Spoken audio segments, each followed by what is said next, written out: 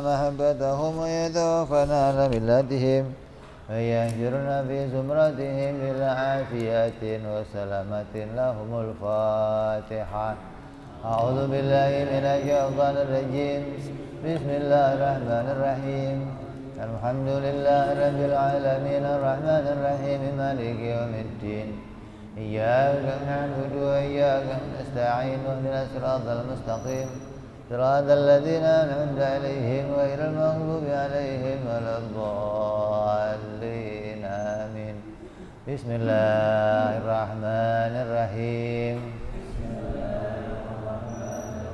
نويت تعلما والتعليما والتذكرا والتذكيرا والنفع والانتفاع والإفادة والاستفادة والحث على التمسك بكتاب الله وسنة رسول الله صلى الله عليه وسلم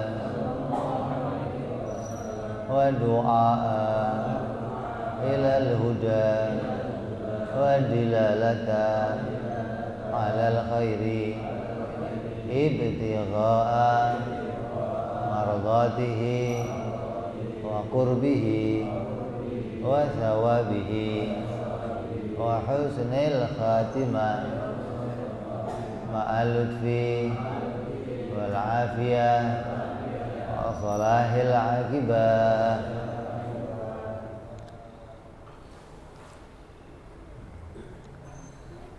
Bismillahirrahmanirrahim. Alhamdulillahirabbil alamin. Bihi nasta'in ala umuri dunya waddin. Wassalatu wassalamu ala Rasulillah sayyidina wa habibina wa syafi'ina wa maulana Muhammadin sallallahu alaihi wa ala alihi wa sahbihi ajma'in. Amma ba'du. Qala musanniful kitab Hadratus Syekh Said bin Armiyah rahimahullah wa ghafara lahu wa liwalidayhi wa nafa'ana bi fid dharain. Allahumma aftah qulubana futuhal arifin wa bi hikmatika wansur alaina bi rahmatika ya arhamar rahimin. Ila anqal.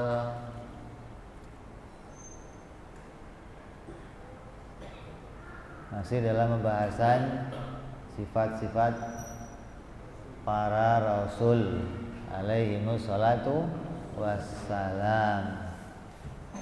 Sudah kita sampaikan kemarin bahwa wajib bagi para nabi bersifat sidik, tabligh, amanah dan fatonah. Yaitu wajib para nabi itu benar dalam berbicara. Wajib para nabi itu terjaga dari melakukan kesalahan. Wajib para nabi menyampaikan segala berita dari Allah. Dan yang terakhir, wajib bagi para nabi bersifat fatonah atau cerdas.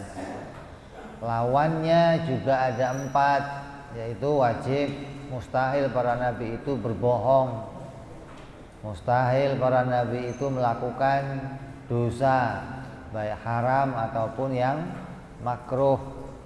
Mustahil para nabi itu menyembunyikan berita dari Allah.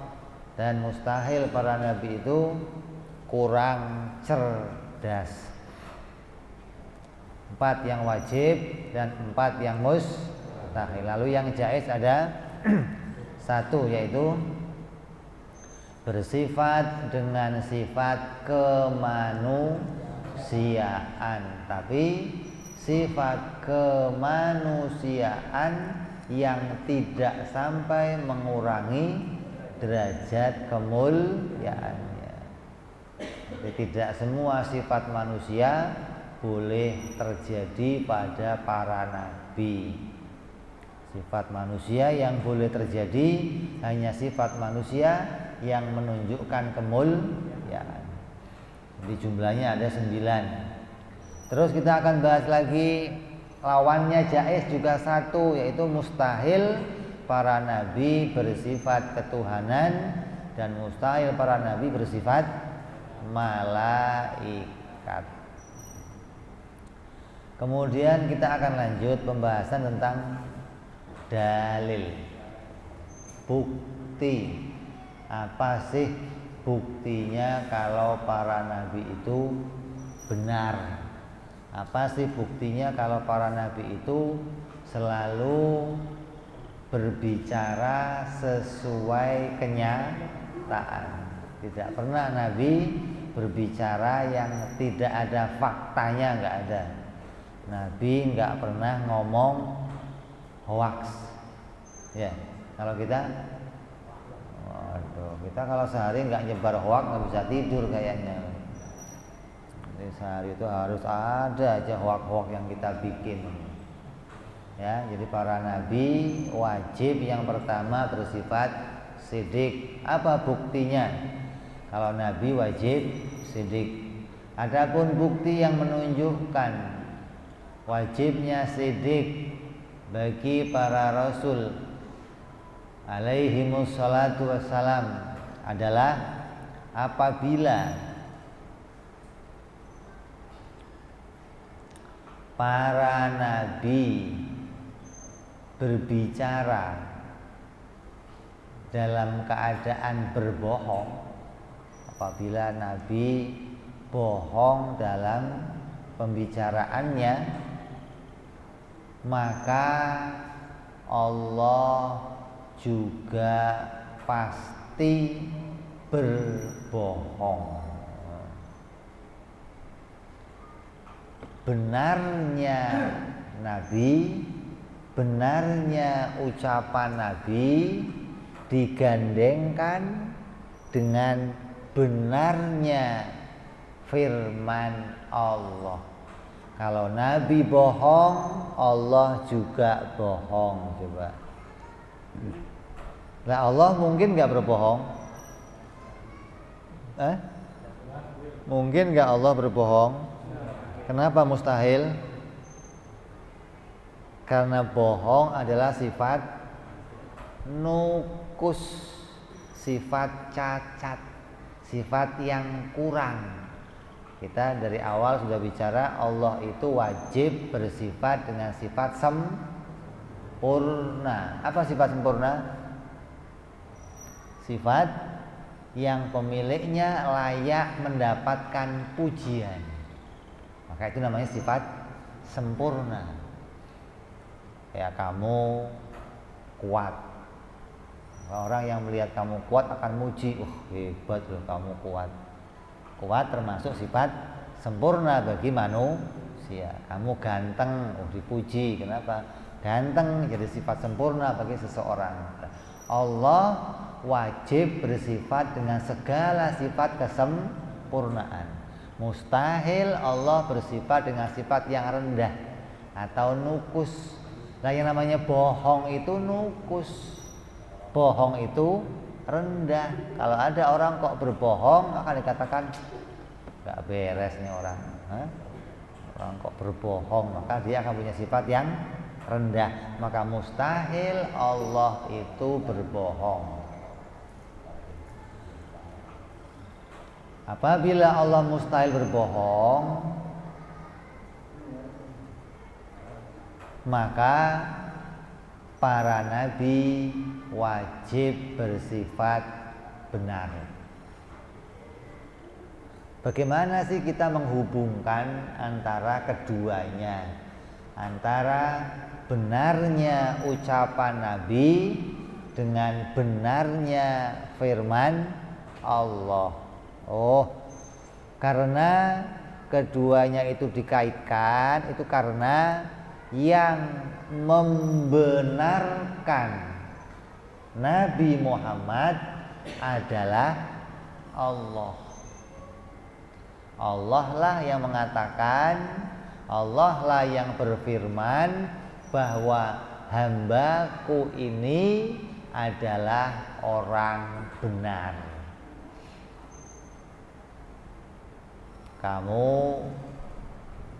Kamu ditanya oleh seseorang, Pak, saya mau tanya, ini si A ini orang bener atau orang nggak bener? Kamu ditanya. Ketika si A itu orang yang nggak bener, tapi kamu ngomong ini orang bener, maka setelah orang mengetahui ketidakbenaran si A, maka kamu akan dituduh juga menjadi ikut tidak benar. Kenapa? Karena kamu yang merekomendasikan, kamu yang mengatakan, kamu yang mempromosikan ini orang benar. Kamu jadi juru kampanye umpamanya, pilihlah fulan, ya. Pilihlah si A untuk jadi pemimpin kamu. Dia orang yang amanat, dia orang yang begitu jadi korupsi gimana? Ya, yang dijelekin siapa? Kamu juga ikut jelek. Kenapa? Ini nih biangnya nih, yang dulu ngomong dia orang jujur nih, yang dulu ngomong dia orang bener, ternyata dia korupsi, ternyata dia berbohong. Maka Allah juga demikian. Bagi orang yang berpikir sehat, membuktikan Nabi itu wajib benar dengan apa? Karena Nabi dibenarkan oleh Allah. Artinya Allah membenarkan bahwa Nabi itu adalah utusan Allah. Allah membenarkan bahwa Nabi itu orang yang benar. Allah membenarkan bahwa Nabi itu tidak akan pernah berbohong. Wala yantiqu anil hawa in huwa illa wahyun yuha. Bahwa Nabi tidak akan berbicara dengan hawa nafsunya. Semua yang Nabi bicarakan adalah wahyu dari Allah. Artinya Nabi selalu benar dalam berbicara. Jadi buktinya kalau Nabi itu wajib benar adalah karena Nabi dibenarkan oleh Allah. Dengan apa Allah membenarkan Nabi?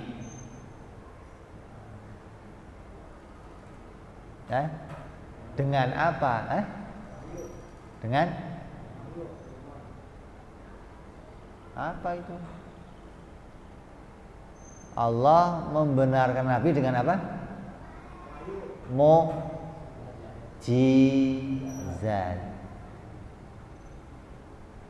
Allah berikan kepada para utusannya yang namanya mukjizat. Apa mukjizat itu?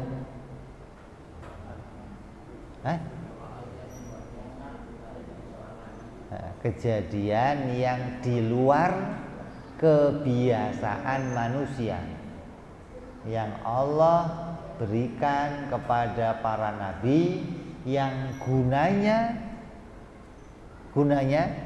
untuk menantang musuh-musuhnya yang meragukan kenabian dirinya.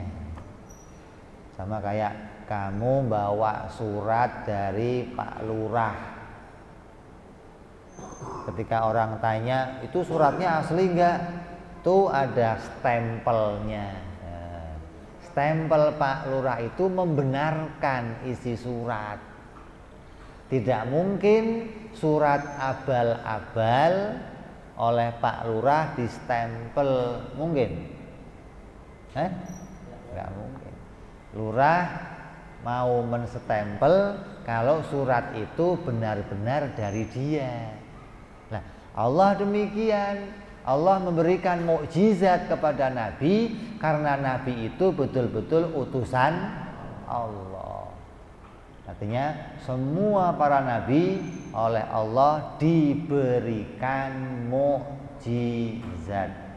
Sejak Nabi Adam alaihissalam sampai baginda kita Nabi Muhammad sallallahu alaihi wasallam, semuanya memiliki mukjizat yang gunanya untuk menantang siapapun musuh yang meragukan bahwa dirinya adalah utusan Allah. Kalau ada orang yang nanya, Muhammad, apa buktinya kamu utusan Allah? Dia akan tanya, kamu mau minta bukti apa? Nah, coba rembulan dibelah rembulan. Coba batu ini keluarkan air, keluar air dari batu, dan segala macam lagi yang lainnya. Hewan suruh berbicara, pohon disuruh berjalan, dan berbagai macam mukjizat yang gunanya untuk membuktikan pada musuh-musuhnya bahwa dia betul-betul utusan Allah.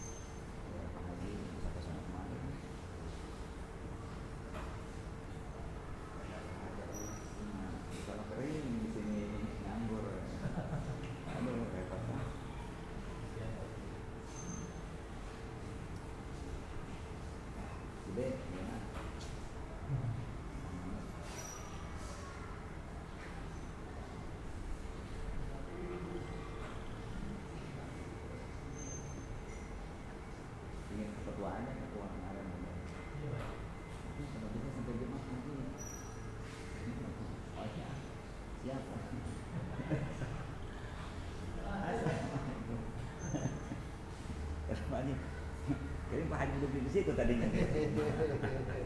Oke dah, ya. Ini apa sih? Ada deketan ya? Iyalah. Jauh-jauh. Ini jadi ubar-ubar aja kan apa aja ini lah sama patohan. Tidak bisa mah kering, ke sini enggak.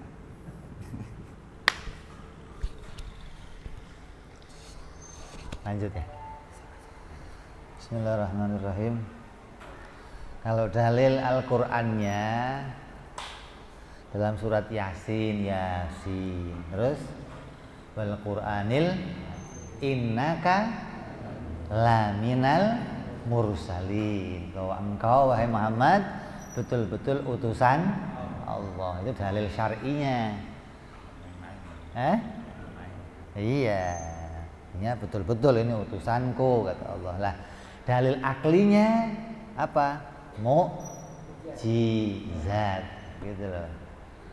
Mukjizat ini lebih kuat daripada dalil ngomong gitu loh.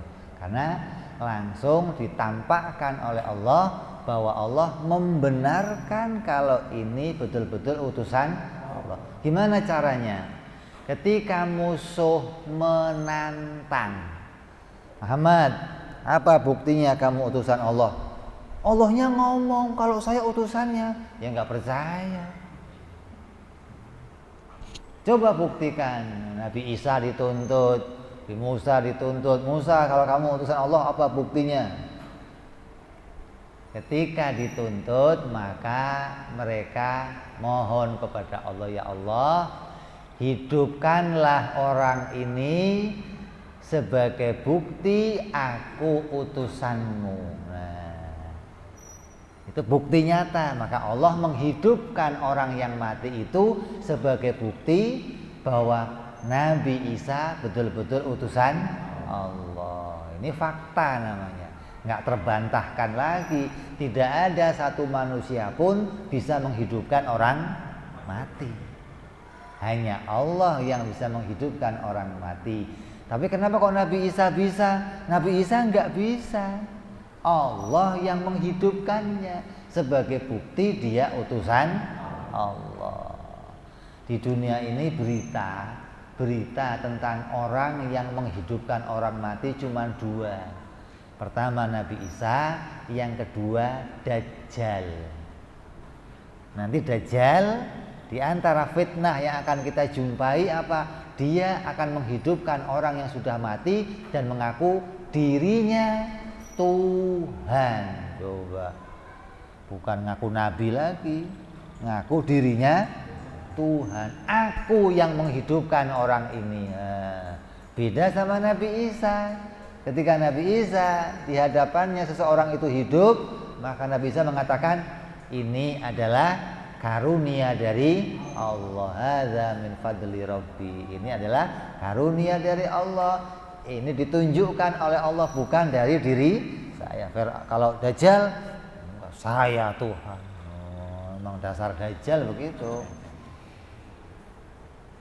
Begitu pula semua para nabi. Yang paling banyak diceritakan dalam Al-Quran, diantaranya Nabi Allah Musa alaihissalam. Artinya setiap mukjizat yang dikeluarkan kemudian diingkari oleh orang-orang Bani Artinya Bani Israel banyak melakukan pembatalan perjanjian atau oleh kaumnya Fir'aun. Di antaranya tangannya ketika dikeluarkan dari kantongnya, tangan itu bercahaya seperti matahari hingga menyilaukan, padahal nggak bawa apa-apa tangannya. Kemudian lautan, sungai Nil berubah menjadi merah, tanaman-tanaman ditumbuhkan, buah-buahan ditumbuhkan, berbagai macam mukjizat, tapi kemudian diingkari oleh para pengikutnya, diingkari oleh para musuhnya. Maka orang kalau sudah dibutakan hatinya oleh Allah, khatamallahu ala qulubihim wa ala sam'ihim wa ala absarihim ghisyawatun wa lahum adzab. Maka orang yang begitu itu aandartahum am lam tundirhum la yu'minun. Mau kamu paksa kayak apa tetap enggak bakal. Jangankan kamu, mukjizat ditampilkan saja nggak percaya. Coba Ini Allah mengunci hatinya, Allah menutup keimanannya hingga dia tidak punya alamat, tidak punya jalan menjadi orang yang beriman kepada Allah Subhanahu wa taala. Ini dalil. Jadi buktinya para nabi itu benar karena Allah membenarkannya. Dengan apa Allah membenarkannya? Dengan memberikan mukjizat. Hingga mukjizat itu sebagai tanda bahwa dia betul-betul utusan Allah. Sebaliknya, Allah tidak akan memberikan mukjizat selain kepada para nabi. Enggak ada. Tidak pernah mukjizat diberikan pada selain nabi. Artinya dalam sebuah hadis dikatakan tidak akan terjadi kiamat di dunia ini sebelum muncul 30 pembohong. Artinya sebelum muncul 30 orang yang mengaku dirinya utusan Allah tapi dia berbohong. Di antaranya apa? Musailamah Al-Kadzdzab, orang yang pertama muncul sebagai nabi palsu. Kemudian muncul lagi berikutnya seorang perempuan, muncul lagi nabi lagi yang lain, hingga kata ulama sekarang ini sudah jumlahnya ada 28 orang. Kalau pengen cepat kamu tambahin 2 lagi. Kamu daftar yang 2. Dari Indonesia ada berapa? 16 berapa? 12. Banyak Indonesia ikut sumbangsihnya ada, ikut menyumbangkan percepatan hari kiamat. Di antaranya Musodek, di antaranya siapa? Mukidi, siapa lagi? Sarmaji, ada tukang cukur, ada tukang pelatih badminton, ada apalagi itu tukang pertapa. Ini orang-orang yang kemudian mengaku dirinya nabi. Dan ketika mereka ngaku nabi, maka pasti dituntut mukjizat. Ketika mereka mohon kepada Allah, ya Allah, buktikanlah kalau aku betul-betul utusanmu, maka rubahlah ini ya Allah. Tidak akan dikabulkan oleh Allah, karena Allah tidak menjadikan dia sebagai utusannya. Allah tidak akan membenarkan doa-doanya ketika dia menuntut dirinya dibuktikan sebagai utusan Allah. Kenapa kok dia mengaku sebagai utusan Allah? Kenapa?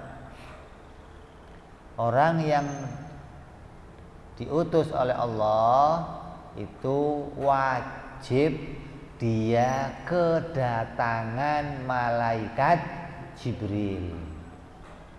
Setiap orang laki-laki yang kedatangan malaikat Jibril, maka dia utusan Allah. Kalau perempuan tidak. Walaupun dia didatangi malaikat Jibril, dia tidak bisa menjadi utusan Allah menurut pendapatnya ulama. Jadi yang bisa jadi nabi hanya laki-laki lah. Nabi Muhammad SAW didatangi malaikat Jibril. Adapun nabi-nabi palsu ini dia merasa didatangi malaikat Jibril, padahal yang datang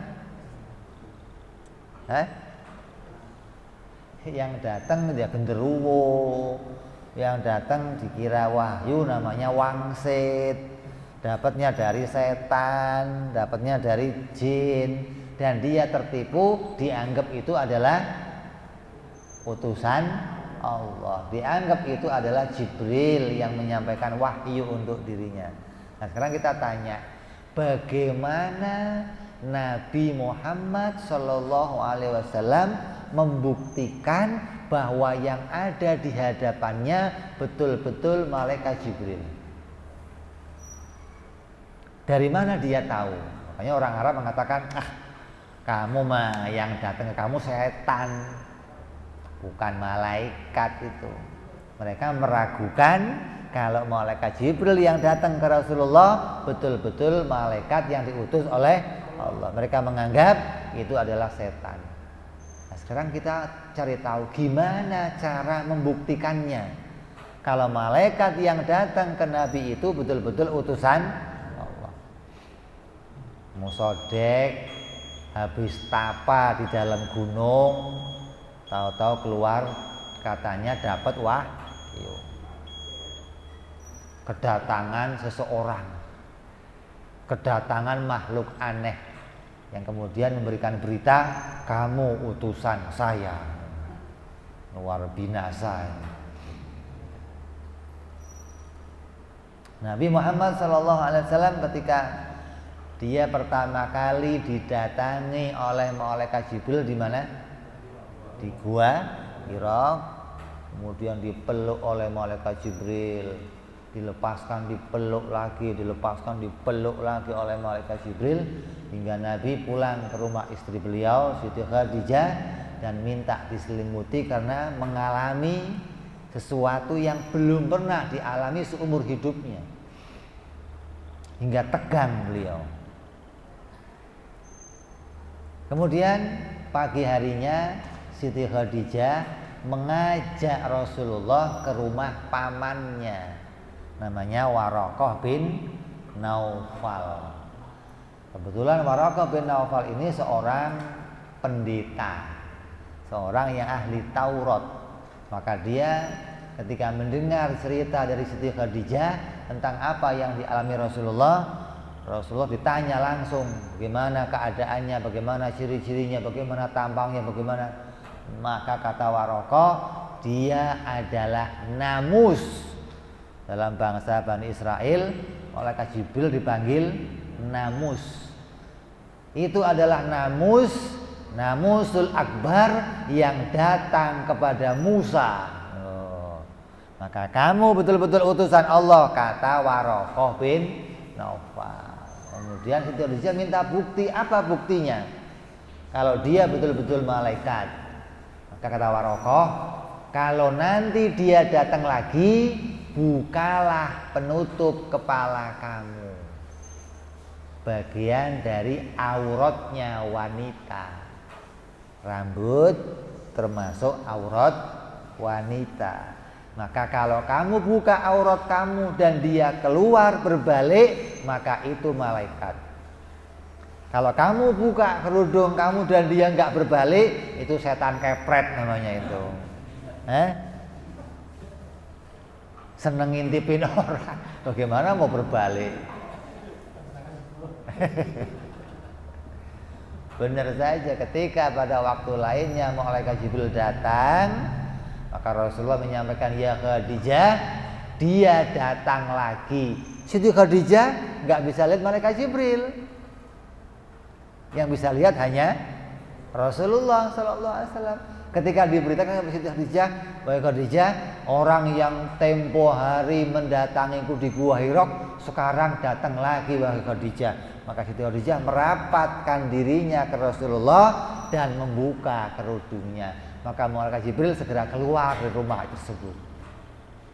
Maka Siti Khadijah menjawab, nanya, gimana wahai Muhammad? Iya, dia pergi wahai Khadijah. Oh, berarti betul dia adalah malaikat Jibril. Ini diantara fakta untuk membuktikan bahwa Nabi Muhammad bukanlah didatangi oleh setan, bukan didatangi oleh iblis, tapi betul-betul oleh malaikat Jibril. Dan dia mendapatkan mukjizat. Rupanya apa? Perkara yang luar biasa. Maka apapun yang Rasulullah sampaikan untuk membuktikan dirinya adalah utusan Allah, Allah kabulkan. Minta apa saja Allah kabulkan untuk membuktikan dirinya adalah utusan Allah. Pohon dipanggil oleh Rasulullah, ta'ali, pohon, sini kamu. Maka pohon itu bergerak dan mencabut akarnya, berjalan dengan akarnya menuju Nabi dan mengucapkan salam kepada Rasulullah. Jadi kalau kamu lihat film kartun ada pohon berjalan, kamu jangan aneh. Itu pernah terjadi di zamannya Rasulullah. Itu bukan mustahil. Itu boleh-boleh saja. Jangan, mana ada pohon jalan. Nggak ada otaknya sih lo, begitu. Imajinasinya nggak kreatif namanya. Nggak bisa melihat mana yang Allah kuasa menciptakan. Kalau kamu melihat ada biawak berbicara, kamu lihat kerikil berbicara, itu hal yang biasa di zaman Rasulullah. Sahabat bahkan mendengar semuanya. Kalau kerikil itu bertasbih kepada Allah. Sabbaha lillahi ma fis samawati wa ma fil ard. Dan itu didengar oleh sahabat. Dipegang kerikilnya oleh sahabat Abu Bakar, dibelikan ke Sayyidina Umar, suaranya tambah kecil, dipindah lagi tambah kecil sampai hilang suaranya. Ketika kembali dipegang Rasulullah, suaranya keras kembali. Ini tanda bahwa setiap apa yang ada, benda yang hidup di dunia ini, maka dia bertasbih kepada Allah Subhanahu wa ta'ala. Namanya apa tadi? Mukjizat. Bahwa Allah tidak memberikan mukjizat kecuali pada para nabinya. Maka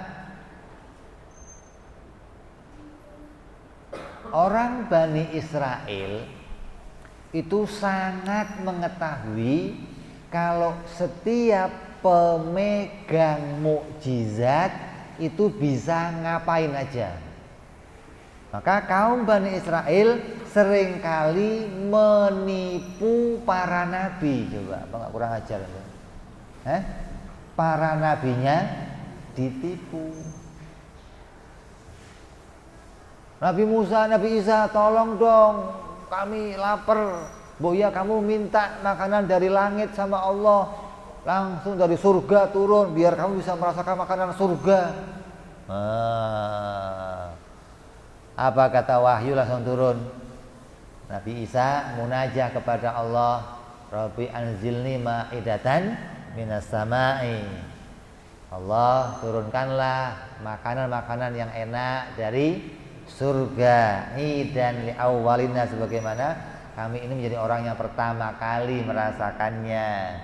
Sebagaimana yang terjadi sama Nabi Adam alaihissalam, makan makanan surga, maka Allah turunkan. Tapi Allah berkata apa? Kalau sampai kamu tidak bersyukur, kamu ingkar kepadanya, azabku amat pedih, dan kamu tidak pernah melihat azab seperti yang akan aku berikan azab itu kepadamu. Maka begitu makan kenyang, ingkar. Itu sudah kebiasaan Bani Israel begitu. Minta lagi yang lain, ingkar. Minta lagi yang lain, ingkar. Hingga ke zaman Nabi Muhammad SAW, banyak permintaan mukjizat yang oleh Nabi nggak diturutin. Di antaranya apa? Abu Lahab, Abu Jahal, di antaranya meminta kepada Nabi Muhammad, kalau memang kamu betul-betul utusan Allah, coba rubah gunung Uhud ini menjadi gunung emas. Wah, kalau dikabulkan bisa rame itu. Maka Rasulullah tidak mengabulkannya. Ketika Rasulullah menolaknya, datang malaikat Jibril mengatakan, benar tindakanmu Muhammad, karena di hatinya hanya ada kebohongan. Kalaupun kau jadikan dia emas, maka dia tidak akan pernah iman kepada engkau. Dan masih banyak kejadian yang lain yang kemudian Nabi tidak menampakkannya, hingga firman Allah turun apa? Andai engkau bisa naik ke langit dan menunjukkan isi langit kepadanya, dia tidak akan beriman. Udah pol udah. Kurang apa coba? Ditunjukkan isinya langit masih nggak mau iman. Tandanya apa? Di hatinya ditutup oleh Allah. Mukjizat yang ditampilkan, mukjizat yang dia minta hanya kebohongan. Mukjizat yang dia minta hanya untuk memanfaatkan para nabi, memenuhi kesenangannya sendiri. Tapi nabi kan fatona, nabi cerdas, sehingga nabi tidak memberikan itu sebagai bentuk apa? Nabi itu rahmatan lil alamin. Kalau sampai itu terjadi, bisa terjadi bencana malah, bisa terjadi perang antar saudara, bisa terjadi bunuh-bunuhan gara-gara apa? Ngurusin gunung emas. Iya dong, mau sekarang aja cuman ngurusin minyak aja rame di sono. Dari dulu, baru kemarin-kemarin aja minyak muncul udah ribut negara ini negara itu, anak ini anaknya itu ribut mau menggantikan bapaknya sebagai raja. Kenapa? Karena hartanya berlimpah. Karena untuk mengurus minyak saja udah menghasilkan begitu banyak. Sedangkan di sono nggak cuma minyak. Lah kalau Indonesia harusnya melebihi Saudi, karena isinya nggak cuma minyak. Saudi punya minyak, Indonesia punya minyak. Indonesia punya yang Saudi nggak punya, kelapa sawit punya, batu bara punya, duren mana punya dia. Ya, jadi harusnya itu kalau dilihat secara pembukuan hitung-hitungan hasil, Indonesia lebih kaya dari Saudi. Salah, catatannya salah mungkin. Tapi satu orang kadang kabur bawa 30 triliun, bukan miliar, bukan triliun. Kabur lagi bawa 50 triliun. Kemana? Nggak tahu saya. Tak gitu, nggak tahu bagaimana. Dunia segini kok nggak tahu. Uber sampai kerongrong dong, congkel matanya yang begitu itu. Orang-orang yang artinya merugikan seluruh rakyat Indonesia, yang semestinya kita bisa hidup dalam kemakmuran karena Allah jadikan tanah kita melimpah ruah, tapi dikuasai oleh orang-orang yang kemudian mementingkan kepentingan dirinya sendiri. Jadi Nabi fatona, Nabi tahu ini kalau saya turutin nggak bakal nurut, kalau saya tampakkan dia nggak bakal iman, maka Nabi nggak menampakkannya. Tapi kalau ada orang yang Nabi tahu ini orang kalau saya tampakkan akan iman, maka ditampilkan mukjizatnya oleh Rasul Shallallahu Alaihi Wasallam. Jadi Nabi memilih, tahu Nabi mana orang yang hatinya itu masih dibuka oleh Allah dan mana orang yang hatinya ditutup oleh Allah hingga tidak akan percaya walaupun ditampilkan mukjizat.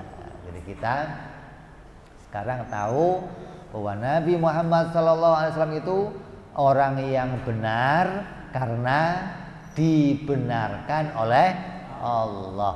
Maka Allah membenarkan para nabinya dengan memberikan mereka mukjizat. Mukjizat yang paling banyak di antara para nabi adalah mukjizatnya Nabi Muhammad sallallahu alaihi wasallam. Seluruh mukjizat yang ada pada para nabi dikumpulkan semuanya diberikan pada Rasulullah.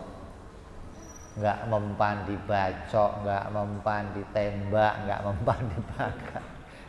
Enggak diracun, enggak mempan disantet, enggak mempan pokoknya nggak mempan semua lah gitu. Ini semuanya ada pada diri Rasulullah Sallallahu Alaihi Wasallam. Kenapa kok begitu? Khatamun Nabiyyin, Imamul Mursalin, pemimpinnya para nabi. Bagaimana pemimpin nggak lebih hebat dari yang lainnya? Maka Allah berikan keadaan yang spesial pada diri Nabi kita Muhammad Sallallahu Alaihi Wasallam. Jadi kalau kamu baca hadis dari hadisnya Rasulullah Sallallahu Alaihi Wasallam, maka semua hadis yang kamu baca, yang ketika hadis itu telah dijelaskan oleh para ulama itu hadis sahih, maka kamu harus yakin hadis itu betul-betul dari Rasulullah. Banyak hadis isinya menceritakan tentang pahala. Siapa orangnya yang pergi haji, pahalanya adalah surga. Siapa orangnya yang mengerjakan sholat berjamaah, maka dia akan mendapatkan pahala dari Allah berupa lancarnya rezekinya. Siapa orangnya yang terus ini isinya hadis-hadis Rasulullah, maka apabila kamu mempraktekannya, kemudian kamu tidak mendapatkan hasil dari hadis tersebut, jangan menyalahkan hadisnya. Karena hadisnya Rasulullah wajib benar. Tapi kok saya nggak dapat kenyataannya? Kamu harus periksa diri kamu. Ada yang konslet dalam diri kamu, ada yang nggak beres dalam diri kamu. Kadang orang nyalain hadisnya, hadisnya nggak beres nih. Saya udah berjamaah 40 hari masih kismin aja, begini gimana sih? Emang lu cetakannya kismin. Walaupun lu praktek hadis juga hati kamu tidak sampai kepada keridhaannya Allah Subhanahu wa ta'ala. Jadi wajib kita imani semua yang datang dari Nabi pasti benar, tidak ada kebohongan, karena Allah membenarkan para nabi-nabinya alaihimus salatu wassalam. Ini yang harus kita imani, hingga jangan ada keraguan dalam hati kita tentang kebenarannya para nabi. Setiap itu diimani bahwa itu adalah diputuskan nabi yang mana tertera dalam Al-Quran, maka wajib kita imani pasti dia ngomongnya benar. Nggak mungkin ngomongnya salah, nggak mungkin ngomongnya berbohong. Insyaallah kita lanjutkan nanti yang akan datang bicara dalil sifat yang berikutnya, yang mudah-mudahan sebelum penutupan nanti kita bisa selesai bicara tentang Muhammadur Rasulullah hingga lengkap kita bicara la ilaha illallah Muhammad Rasulullah. Mudah-mudahan insyaallah paling antara 2 pertemuan atau 3 pertemuan lagi kita akan mengadakan penutupan sementara untuk menghadapi bulan suci Ramadan. Kayaknya baru kemarin Ramadan ya. Masih ingat kita nggak terawih di sini loh. Hah? Iya, ini udah mau. Tapi sekarang terawih. Terawih lah, masa nggak terawih lagi? Terawih. Ya, mudah-mudahan kita semua dipanjangkan usia kita. Allah berkahkan kita di bulan Rajab, Allah berkahkan kita di bulan Sya'ban, Allah panjangkan usia kita sampai bulan Ramadan. Amin ya rabbal alamin. Bijahi Nabi Muhammad sallallahu alaihi wasallam. Lahumul Fatihah. A'udzu billahi minasyaitonir rajim. Bismillahirrahmanirrahim. Alhamdulillahi rabbil alamin arrahmanir rahim maliki yaumiddin. Iyyaka na'budu wa iyyaka nasta'in. Ihdinas siratal mustaqim.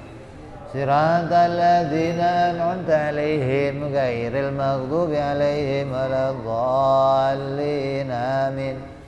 Ya Rabbana i'tarafna bi annana iktarafna wa anana asrafna la la ashrafna wa tub alaina tauba faghsil kulli hauba wastur lana awrati wa amini rawati waghfir li walidina rabbi wa mauludina wal ahli wal ihwani wa sairil hillani wa kulli dhi mahabbah aw jiratin aw suhbah wal muslimina ajma' amin ya rabbi isma fadlan wa judan mannan bil mustafa rasuli بكل سولي سلام ربي عليه عند الحبي وآله وصحبه دادا ضاسي صحبي والحمد للإله في البدء والتناهي سبحان ربك رب العزة عما يصفون سلام على المرسلين والحمد لله رب العالمين. Itu mau nanya dari jauh.